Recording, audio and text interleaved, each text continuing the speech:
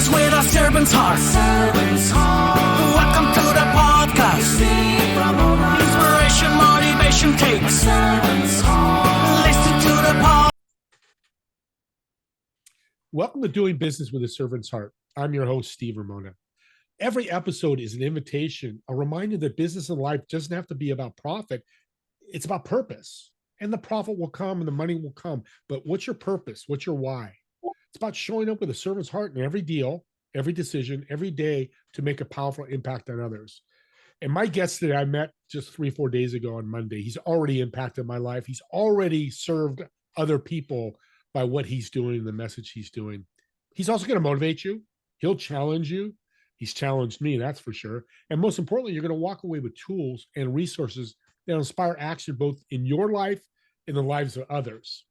So audience, here's your homework today. How are you going to serve yourself and serve others today? It doesn't have to be a big impact. Even a small act of kindness or courage can change the game. So let's lean in, take notes, and let's have some fun. Quick shout out to my sponsor, A Mind for All Seasons. Your brain is your greatest competitive edge, and it deserves to perform like one. Want to think faster, remember more, stay focused longer?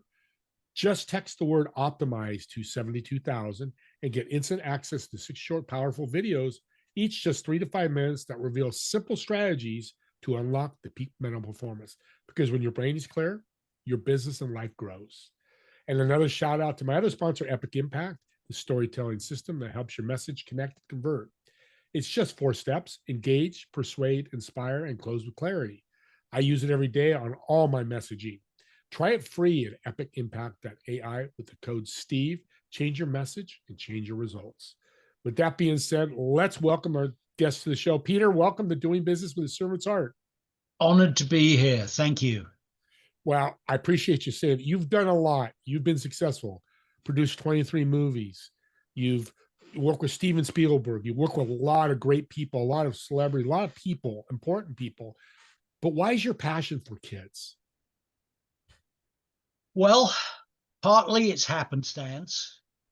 It's what I started with and then worked outwards from an initial act of kindness, which turned into a billion-dollar international children's charity. You know, you tend to stick with what you know and what works. And you know, I've moved laterally into helping other kinds of kids, foster kids, for example. But the bigger reason, I think, is, what is the meaning of life? What is the purpose? Why are we all here? All these big existential questions. I think the meaning of life is happiness. I think that means that we have to put ourselves out of our space and help someone else, because my pattern recognition over a long and checkered life is that if you want to be really happy, you have to go help someone else. If you'll let me, I'll give you a quick example, may I? Go ahead. Yes. So one of my 7 philanthropies is called First Star, FIRSTSTAR.org. We house, educate, and encourage high school-aged kids in foster care on the campuses of 12 big universities across the country. And our goal is to get them into college, because in America, only 3% of American foster kids earn a degree. This most recent June, we got 89% of our students, and there are hundreds and hundreds of them, but we got 89% into colleges and universities. So the only class that I feel, well, I guess there are 2 classes I feel able to teach. One is a no-brainer, and that is videography, because honestly, I know all about videography. It's what I do for a living as a film producer. But the other one, I dreamed up. You know that wonderful time when you're half awake and half asleep, which for me, at least, is when most of my good ideas percolate up. Sometimes I get them while I'm on my bike, but a lot of them when I'm just waking up and I think, oh, that's a really good idea. I sort of trust my subconscious pretty much. So I invented a course and then I piloted it. and I've been teaching it ever since. In First Star, 2 foster kids, usually 10th graders, around 15 years old. It's called Random Acts of Kindness and Pay It Forward. So class 1, I sit there in front of 30 15-year-olds, and remember, they all have a bit of PTSD. They've been abused or neglected. People are being cruel and mean to them. One kid just told me that where his placement had put him with foster family, I said, why do you go to bed hungry? He said, well, they have a padlock on the fridge. And I said, seriously, who have the keys? And he said to me, well, the couple, the foster parents and their teenage kids, they all have keys. I don't get a key because I'm the foster kid. So it's a cruel old world. So in the first class, I sit there and I say to them, you're walking down the street, you and a bunch of other people, and there is an old lady in rags, fast asleep, face down, with her head on the crook of her elbow in front of you. And she's clearly very poor because she's wearing rags. What do you do? And what does everybody else do? And why? Do you walk on by? Not my problem. Do you stop, wake her up, and give her $1? Do you gently put $1 under her arm, not wake her up, and walk on? And we have a whole spirited debate about who would do what and why would they do it and so forth, leads to a conversation about the fact that in the scriptures of every single religion in the world, there is this concept of social justice, this feeling that you get in your heart or maybe in the pit of your stomach when you see something that is grotesquely unfair. Most people, I'm sure there are some evil people who never feel this, they're just evil. But most people have an instinct to take what is out of kilter and level it. And I say, okay, so it's in 174 scriptures of different religions around the world. I say, well, what if you were an atheist? Does that mean you would never get that feeling in your heart that you should do something for someone else? And they say, no. An atheist absolutely could feel that. And I say, who can tell me the second law of thermodynamics? So this is a 10th grade class. Usually 2, 3, 4 of them know what that is. And I make them tell the class, tell me, to prove to me that they know it. So it's the theory of the law, I should say, not the theory, it's truth, of entropy in any closed system. What is a closed system? The engine in your car, a family, a planet, and on and on. In any closed system, the second law tells us if you do not apply external energy, if instead you just leave it alone, it will eventually end up in random chaos. If you don't oil the engine, it eventually won't go round. If you don't inject love into a family and support and reliability and role modeling and so on and so forth, you won't have a family. And if you don't take care of your planet, the ocean will rise and we'll lose half of Florida. So I say to them, I mean, it really is a very invigorating class, and they get all excited. And I say, I can make you even more excited. Tomorrow, class 2, same place, same time, you are each going to receive $200. And they say, seriously, we're going to get $200? And I say, well, you don't get to keep it. You're going to write a little essay, 200-300 words, and you're going to propose to whom or to what outside your space you want that money to go. And then we're going to actually do it. And then we're going to go a couple of weeks later and we're going to see if it was any good. Because, did the homeless chap, did he buy the shoes or did he buy a big old bottle of brandy? Because philanthropy doesn't always work. They get very excited. There's usually two boys at the back, and they say, wait, so can I give it to myself? No, you can't give it to yourself. Well, can I give it to him, my friend, and he'll give me his? No, that would be unethical.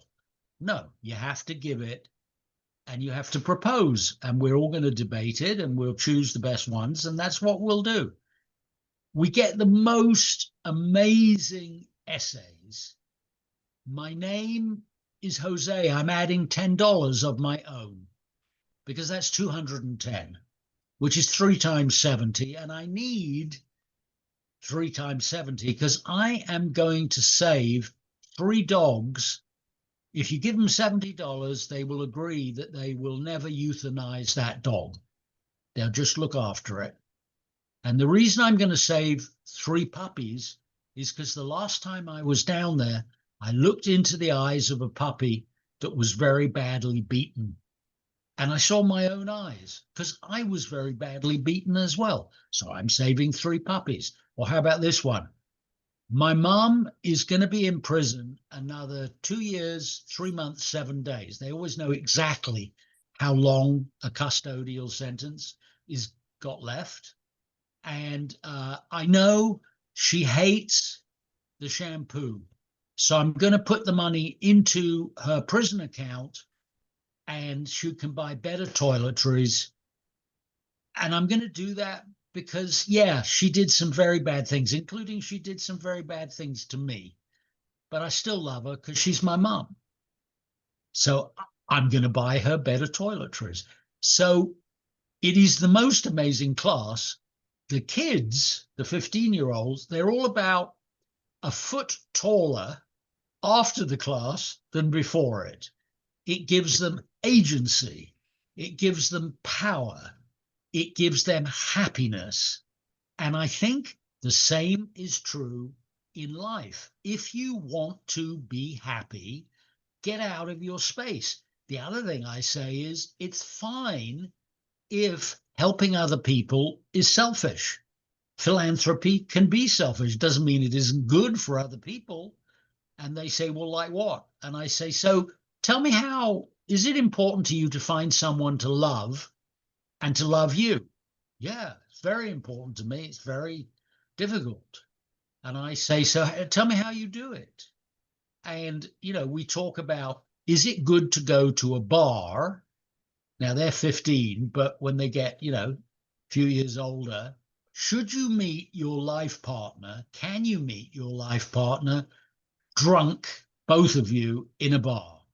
And I say, well, if you were in a company and you were doing job interviews, would you and the interviewee do a good job of the interview if you were drunk? Probably not, right?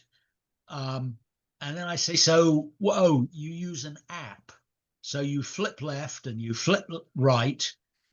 Do you focus on the fact that with AI, the people that you're communicating with and that you're going to have coffee with, they have to be a disappointment because they don't look anything like that. They look absolutely gorgeous in the headshot. It's just when you get there to the Starbucks that they don't look so hot. So I say, so you want to meet someone? Go volunteer for a charity. Look to the left, look to the right. Who are these people? First of all, they care about what you care about. So you have something in common. You have something to talk about. But also, you can do gentle dating by volunteering until you feel comfortable and you can find who your natural match is with. And I say, trust me on this. I met my wife because we both volunteered to the Starlight Children's Foundation. All those years ago, I needed an accountant. I'd had one date with this gorgeous looking young accountant. And I phoned her and I said, I'm so mortified and so sorry. I should have phoned you and I'm an asshole. And she said, you are. And I said, well, will you still nevertheless come? I need an accountant for this new charity idea I've got, Starlight. And she did come. And so we got to know each other. And in fact, when the lawyer said, what do you want to call it? I'd given it no thought. she said, you know that children's rhyme, Starlight, Star Bright, first star I see tonight? Why don't we call it the Starlight Children's Foundation? And we all said, yeah, that'd be great. And the graphic designer I had roped in said, I can see it in my mind's eye. It's a child reaching for a star, starlight. So that was the beginning of that charity. And we had a bunch of meetings and we got to know each other better. And the epiphany, a few months in, I knew when I fell in love, or I knew I was in love with this young lady, because we threw a Christmas party that first year at County USC Medical Center in LA in the children's ward. And we had a live band, and the kids were all jumping up and down in the auditorium and dancing and singing along and so forth. But some of the kids were so ill and had IVs and whatnot that they had to be wheeled in, prone in their beds. And there was a little girl who was dancing, lying down, because that was all she could do, not looking too good, no hair, in a hospital bed. And we had these life-sized marine animal costumes that had been donated to us by SeaWorld. And one of them was a shark. And inside it was the young lady who by then I was dating. And she was inside the shark. And her little face was looking out of the grill in the chest of the shark. And I looked at the little girl in the bed. I realized that is what the young accountant is looking at. And she was crying big, weepy tears in the privacy of her shark costume. And all her mascara had run. And I had like a big punch in the chest. And I thought, oh, I love her. This must be what love is. Oh, what a feeling. Anyway, so we've raised 4 kids together. We have 3 grandkids so far. Her name is Sarah. So I say to the kids, you want to meet someone to love and be loved by? Go volunteer. I say it to business people.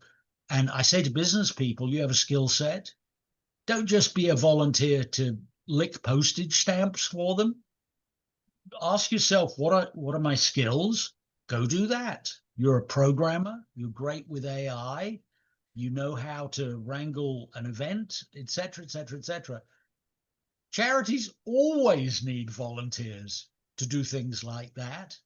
And watch how selfishly wonderful it will be for you. Not only can you find your boyfriend, your girlfriend, your partner, whatever, in addition, you'll feel so good about yourself. You'll realize what an impact you have. Anyone in a charity, charities are desperate for people to help.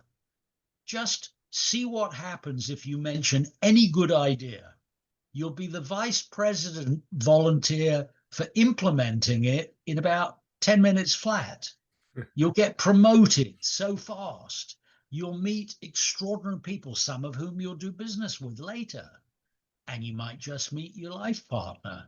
So me, and in the book, it's, just to ruin the book for you, it's the core message in finding happy. If you want to find happy, get out of your zone. Everyone can find a little bit of time. If you can't find time, well, multitask it. You have an 8-year-old kid who consumes your every waking moment, go volunteer with them. Yeah. Both of you do it. Go and pick up trash on the beach. Keep our beaches clean, whatever. And you'll bond further over it. You'll feel really good and go out and have bite to eat afterwards. That's volunteering. I found myself chairing a charity meeting the other day while I was riding my mountain bike through the Santa Monica Mountains Trail up near Mulholland Drive. I thought, this is completely bonkers. It is multitasking. So in the book, there are 3 chapters called The Meaning of Life. Part 1, Part 2, Part 3. By the time you get to the end of the book, and I'll tell you right now, The real meaning of life is get out of your zone, help other people, find yourself, get agency, feel good about yourself, create some ripples on the pond. The great thing about mentoring is that my mentees grow up and mentor. And I think to myself, wow, it's like I dropped one pebble in the water and now there's this great outgoing thing. That is what legacy is. You may have noticed you go to a cemetery, a graveyard, people don't write on their tombstones, he made $1.5 billion. He was the biggest thing in venture capital. No, they completely ignore that. They write on their tombstone what they talk about to their grandchildren and their children and their friends and the people they mentor, which is what they're proud of. And what are they proud of? That they did something as a volunteer and they helped people. And through doing that, they created their own self-esteem, their own sense of accomplishment. They found empathy, they found compassion in their own soul and the souls of other people, because that's the other thing about volunteering and doing charity work and whatnot. Boy, you meet better people. I mean, I'm a film producer. I work with some tremendously ugly people. Not everyone. I also work with some wonderful people, but I work with some true horrible people. Some are dishonest, some are evil, some are narcissists. And then over in charity land, I work with lovely, lovely people. I enjoy every minute of it. I jump out of bed to go to the meeting. And sure, you can do both. You have to earn money. You've got to put food on the table and pay the rent or pay the mortgage or whatever. You need money to raise kids. But you can find enormous happiness through helping other people. And that's what I got. Well, that's a lot to unpack because you just showed us, and I just hope you got it. You can be kind and successful at the same time, which is the fear. I need to make money. That's when people focus on the transaction, not the transformation. I'm going to do something, Peter, I've never done in 840 shows. So, audience, here's what I'm going to do for you. We're going to take his exercise he does with the foster kids, which I think is fabulous. Is I want all of you to email me your essay, what you're going to do with $100. We won't make it 200. Let's make it $100 or whatever, $50. All of you send an email with the essay. I'm going to share them with Peter. We're going to talk about it. And you're going to tell us what you did with it as well. Just exactly what you put it. The first 5 people that do it that we approve, I'm going to send you his book for free. I'm going to send the book to you for free from me, not from Peter. It's going to come from me because I want you guys to spread this out because that's what you're doing, Peter, is you're paying it forward. I want to pay it forward, but I'm going to start doing this myself with entrepreneurs I mentor. Here's what I want you to do. Take $100. If you want me to give it to you, I'll give it to you. Because, you deal with the foster children because they didn't have the money, but adults could do it on their own, right? That's totally. No one's ever proposed that to me. I can tell you that actually I've just had a great loss in my life. The guy who donated hundreds times $200, a wonderful, wonderful guy called Mort Meyerson, lived in Dallas, co-founder with Ross Perot of IDS and one of the early computer pioneers. He put up all that money. Long time ago, he said to me, okay, I'm going to give you some money. I have lots. What is the thing that you haven't done that you think you should do? And I said, oh, that's easy. I've never been able to actually launch random acts of kindness and pay it forward because where would the money come from? You need $6,000 for a class of 30 kids. And he said, great, I'll do it. Let's do it. And then he and I fell in love with these little essays from the 15-year-olds. And he just passed like a few weeks ago. It's a great loss to me. I loved him very much. Mort, rest in peace, brother, because what you've done is powerful. And I'm going to change this. I'm going to make it even better. won't do as much money as more. I'm not Mort's level. Eventually we'll be, and I'll be able to do more. What I'll do is send your essay in to me and I'll share it with Peter. I will pay $25, all 5 of you, to go and do that. No, Right. not 25. I'm going to do 50. So I'm going to take $50 out of my pocket to all 5 of you that give us the best essay, what you're going to do with $50. And we're going to trust you. And that's what kindness is about. It's about trust. I trust Peter and Peter trusts me. I will fund that just like Mort did on a smaller level. I'll be a mini Mort. How's that sound, Peter? I think that sounds stupendous. I Okay. can't wait to read what people say. Let's just do it. It'll be the most wonderful thing. One of the greatest joys in my life is watching how we call them the scholars, because I was in charge of the branding back when in First Star. And I said, why would we call them students? Sounds ordinary. We'll call them scholars. If we call them scholars, maybe they'll act as scholars, which they do, 89% to college. They don't have 2 nickels to rub together. No. We're talking about kids whose toes stick out the front of their shoes. Have nothing. When they are moved, usually involuntarily from one placement to another, they don't give them a suitcase. They give them a big old trash bag. Put your stuff in here. You're being picked up at 9 o'clock tomorrow morning. These are the least likely human beings to do an act of generosity. And in fact, they think it's absurd, but then they actually do it. And they are so full of the thrill of making a difference, moving the life force. And you really, really do. People who do generous things meet other people through doing the generous things, and you make lifelong friends. If I were to do a list of my greatest friends, a lot of them come from doing charity work together.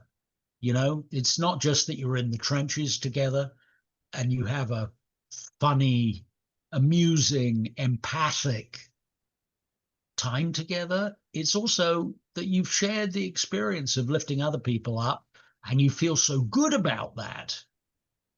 No one has to be miserable. The other thing that's all over the book is, are you entitled to be happy? Well, of course you're entitled to be happy. What is happiness? Well, happiness is the meaning of life. If you can't make yourself happy, what's the point of the whole thing? How do you make yourself happy? Well, I think there's short-term happiness, medium-term happiness, and long-term happiness. As far as I'm concerned, short-term happiness, give me a tub of good quality chocolate ice cream without too much sugar, kind of dark chocolate ice cream, and a spoon and no one to bother me. Maybe something good to read or something good to watch. Medium-term happiness is the same the next day as well. But long-term happiness is completely different. Long-term happiness is a more complex task, and you have to be kind of organized. You have to start, it's all in the book, but you start by doing a list of all the things that stand out to you vividly that have ever made you happy. What are the things? What are the activities? Who are the people? What was that all about?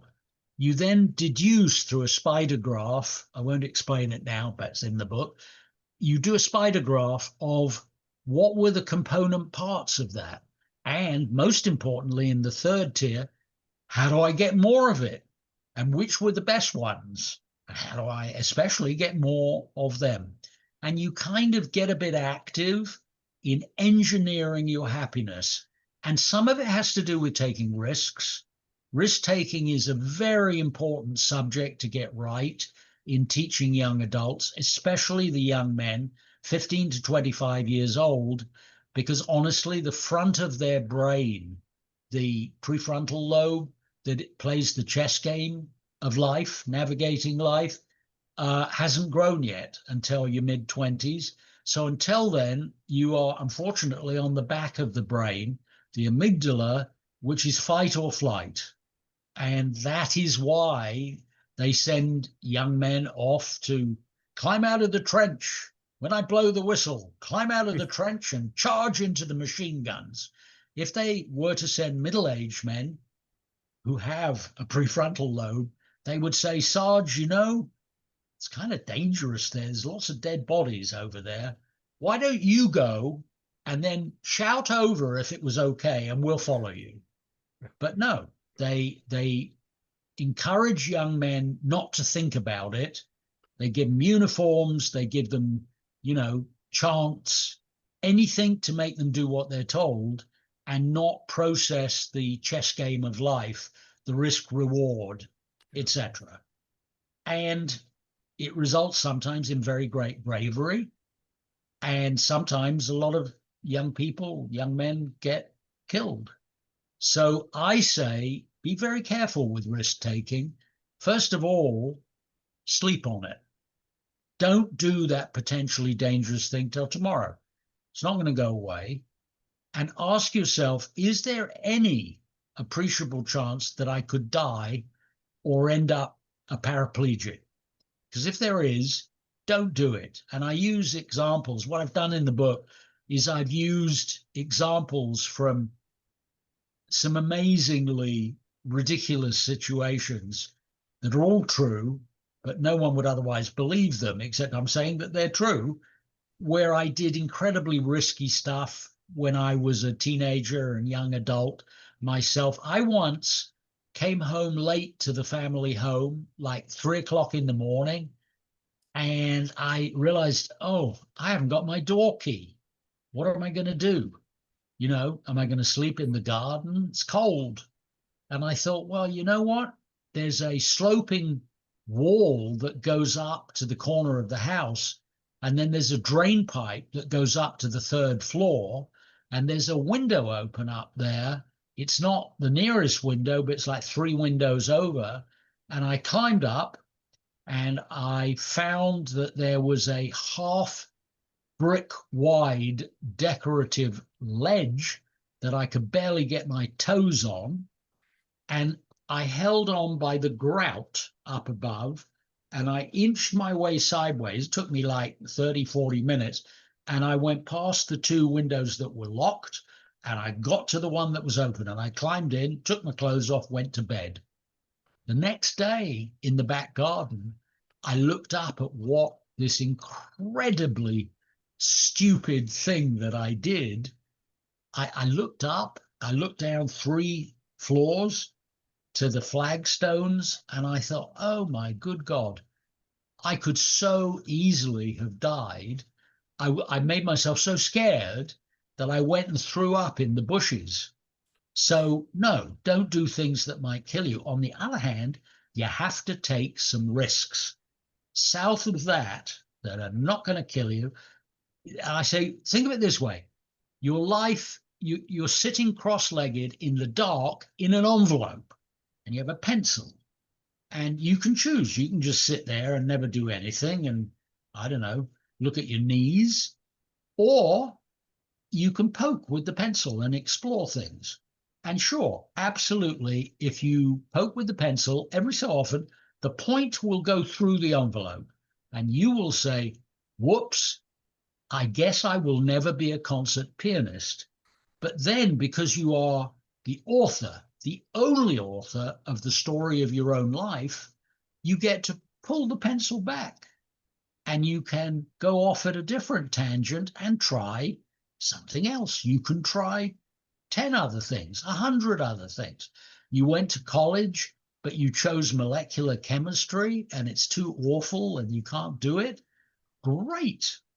Change courses, do something else. So there's a lot in it which I would call life hacks, ways that you can make your life, ultimately make your life happier. And you know, short term, medium term, long term. And a lot of it, in the end, even if it's counterintuitive, even if you're a foster kid, even if you're an adult who thinks you have no time for anything, I don't even have time for my job. How am I going to find time to volunteer? Well, you will if you set your mind to it. You can't be important in your job without being able to organize your time. That's one of the life hacks. Be organized, and you have an enormous advantage over pretty much everybody else. And have systems. You know, Google have given you like 25 of them. A spreadsheet. Every time you meet someone, you enter all the information and the aid memoir to remind you who the hell they were. And it sends you reminders a week out, 2 weeks out, 10 weeks out, 6 months out, a year out, etc. Tell them how you're doing. Another one. Sure, fine to have a Facebook, fine to have an Instagram. Just don't have yourself with a plastic red cup full of alcohol, because the interviewers all have a look at that. So don't put anything on there ever, ever, ever that you wouldn't want people to see. But you must have a website. And the reason you must have a website is it becomes over time the repository of everything you're proud of. It becomes where you can send people. Have a look, www.samuelson.la. It's not a .com, it's a .la. I've been upgrading it sort of every few months for decades now, since there was an internet. And it's not just putting my best foot forward and briefing someone or whatever. It's also constantly upgraded, and never put anything on it that isn't excellent. And remember that no one will read for more than 3 minutes or watch more than 3 minutes of video. So get it right. And the book has hundreds of things like that. And then it reminds you in a later chapter, did you do it? Did you do it? Did you forget about it? Have you got a system to remember things? Don't tie, string around your finger, but do the digital version of it. If you didn't have time to do it last week, we'll do it next week. So the book is a combination of life hacks, and I've kind of got pattern recognition. What actually do young adults, anyone really, but especially young adults, what do they care about? And I analyze the word prevalence, and the bigger the font, the more prevalent the word is. But there's also all these little words which are still important. You've got to deal with your parents. You have to find adventure. Are you daring to do? What about dating? How do I do that? And so on and so forth. So the publisher says it's the best cover they've ever done. And they published a whole heck of a lot of books. I don't know why it's put a thumbs down. Yeah. Oh, Well, that's me. That's yeah, because I was waving my hand. Yeah.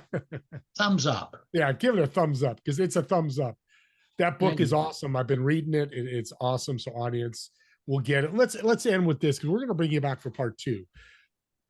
I've got a restaurant table for you reserved. I want you for 4 seats.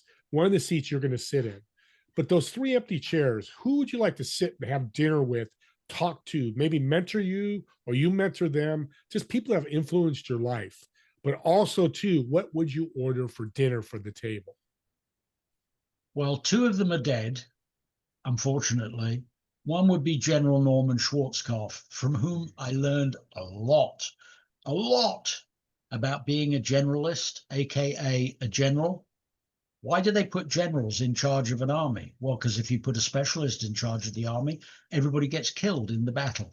So you have to have a generalist whose specialty is leadership. So storming Norman would be one.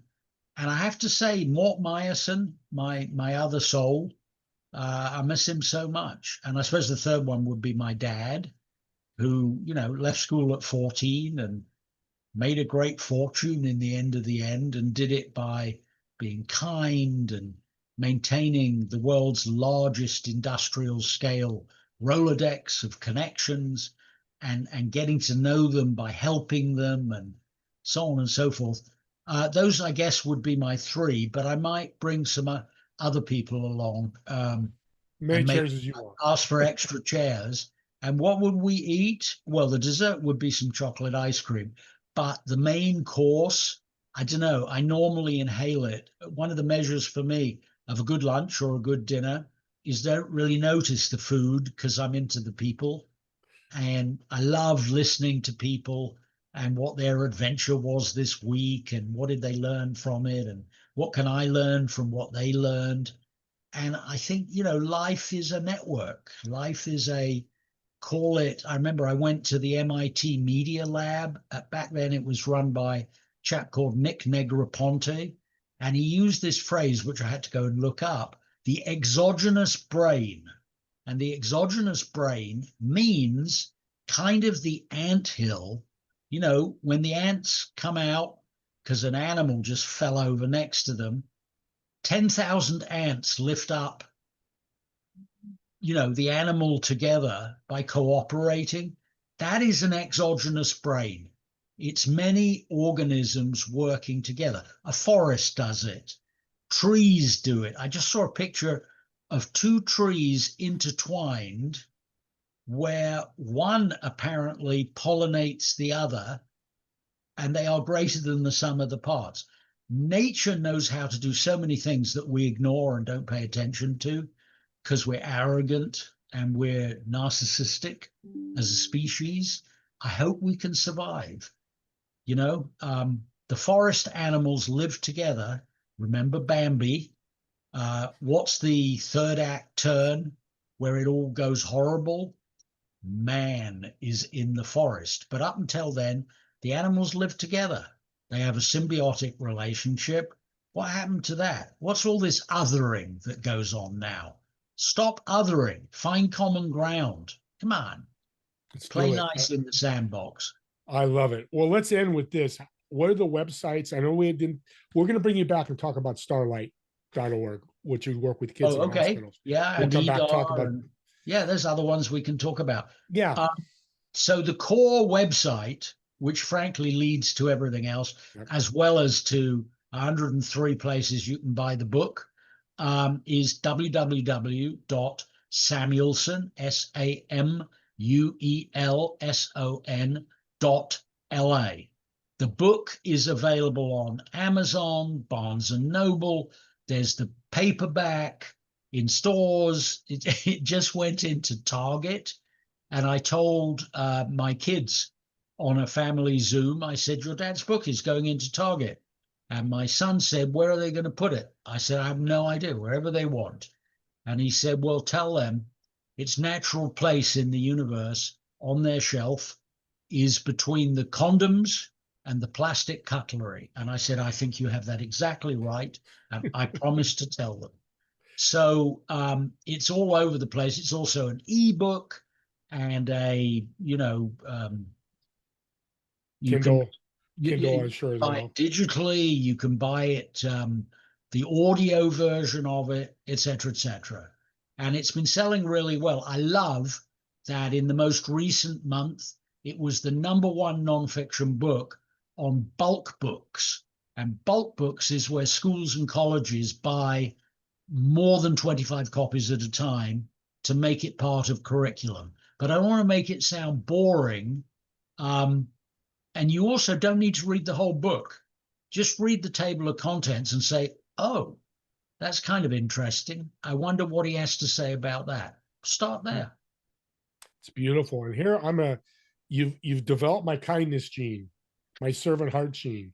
So audience, the first person who sends me their invoice that they bought the book, I will reimburse you for the cost of the book, because that's how much I love this guy. I've only met him twice, but I love what he's doing, and he's really inspired me to do more.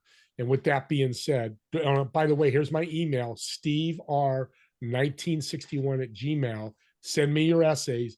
The first 5 that me and Peter thumb up, we're going to send you $50, and I want you to act out what you put in your essay, whether it's feeding a homeless person, going to a soup kitchen, maybe it's a pregnant clerk at a grocery store and you give them $50 to help them with their baby because they're poor, they don't make enough money, whatever that Pay may it be. forward. Go ahead. You go to the grocery store. Right behind you is an old lady who looks as though she doesn't have 2 nickels, and she starts counting out her change to get to the amount on the till. Take care of it. And when she is full of gratitude, tell her to pay it forward. Let's start something here. We're going to start this with this podcast, and this is perfect. You've got me some great ideas. With that being said, me and Peter want to thank all of you who are watching or listening to this podcast. We'll see you all in the next episode of Doing Business with a Servant's Heart. Send those essays in. Talk to you soon.